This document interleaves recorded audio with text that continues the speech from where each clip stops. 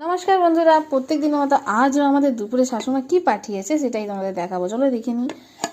ভাত, এটা হচ্ছে শাক চচ্চড়ি, হ্যাঁ এটা হচ্ছে লাউ শাক চচ্চড়ি, আর এখানে হচ্ছে বড়া দিয়ে তরকারি, মানে বেসনের বড়া ভেজে সেটাকে আলু দিয়ে কষা কষা তরকারি করেছেন।